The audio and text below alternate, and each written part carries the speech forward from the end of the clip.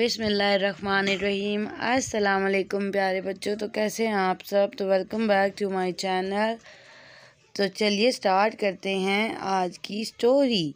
तो आज की स्टोरी है नमाज जन्नत की कुंजी है।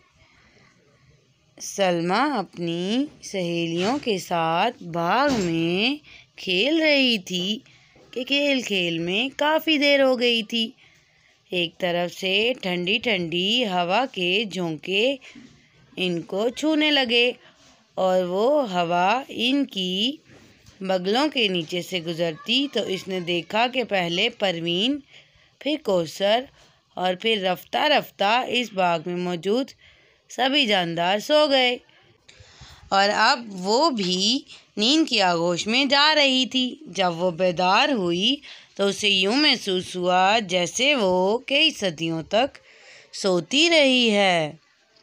इसने माहौल का जायज़ा लिया, एक तायराना नज़र सब पर डाली तो हर तरफ मैदान ही मैदान था, ना बाग और ना ही इसकी हरियाली थी। देखते ही देखते इसकी सहेली परवीन और फिर कौसर भी बेदार हो चुकी थीं। वो तीनों हैरत से एक दूसरे का मुंह तक रही थीं। इनको अपने अपने घर और वालिदैन की याद आई तो वो सब घबरा कर पलट जाना चाहती थीं, मगर कहाँ जाती, हर तरफ मैदान ही मैदान था। वो बदहवास होकर एक तरफ चलने लगीं। ना जाने कितनी देर कितने दिन चलने के बाद इन्हें एक बाग नज़र आया।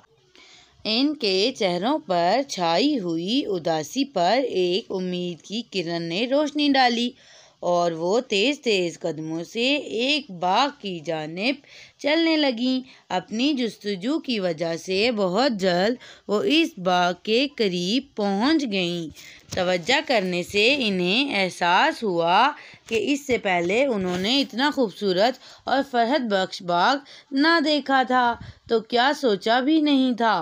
परवीन ने इस बाग पर एड़ियाँ उठाकर झांकना चाहा और वो दंग रह गई। दोदिया रंगत वाली हूरों जैसी लड़कियां मौजूद थीं, जिनकी बड़ी बड़ी आंखें इन्हें सबसे खूबसूरत जाहिर कर रही थीं। ऐसा महसूस हो रहा था जैसे आज तक इन्हें किसी जिन या इंसान ने हाथ तक नहीं लगाया है।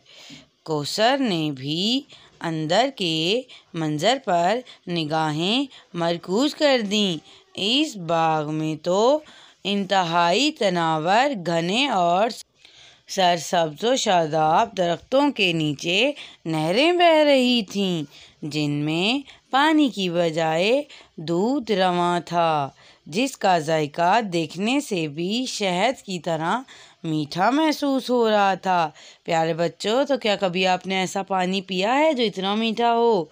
बर्फ़ की तरफ पानी की ठंडक का एहसास होते ही इनको प्यास की शिद्दत महसूस हुई। सलमा ने देखा कि इस महलनुमा बाग में बेशुमार कीमती पत्थरों, याकूत और ज़मरुद वगैरह से बने महल हैं। ये महल तो इस कदर दीदा ज़ेब और दिलकश थे जिनकी तारीफ़ करते करते मुँह सूख जाता।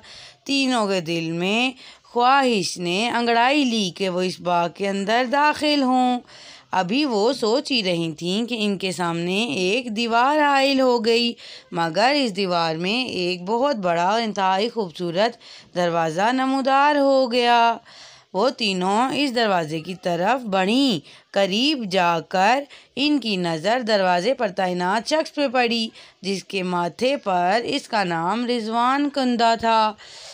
परवीन ने कहा, जनाब, क्या मैं इस बाग के अंदर सैर करने जा सकती हूँ? रिजवान ने कहा, इस बाग में सिर्फ वही शख्स जा सकता है जिसके पास इस दरवाजे की कुफल की कुंजी हो और वहाँ इस बाग में जाने के बाद कोई बाहर नहीं आ सकता। इसको तमाम उम्र इसी बाग में रहना पड़ता है। इस कदर हसीन और बारौनक, दिलकश, रूह अफ़ज़ा और फ़रहत बख्श मनाजिर वाली जगह से कौन शख्स बाहर निकलने की ख्वाहिश करता होगा।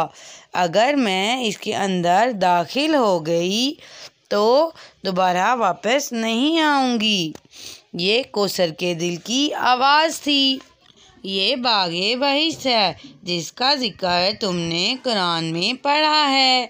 इसको फिरदौस और जन्नत भी कहते हैं।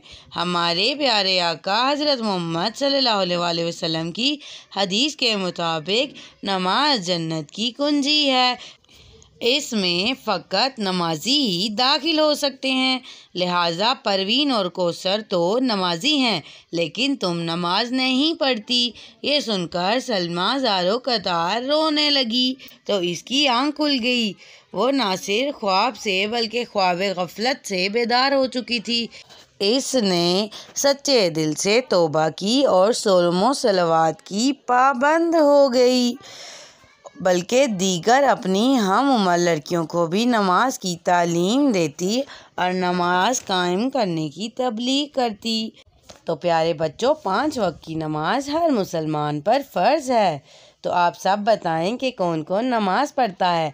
अगर आपको कहानी अच्छी लगी है तो मेरे चैनल को सब्सक्राइब करें ताकि आपको और अच्छी अच्छी कहानियाँ पढ़ने को मिलें। फिर आपसे मिलेंगे एक नई कहानी के साथ। अल्लाह हाफ़िज़।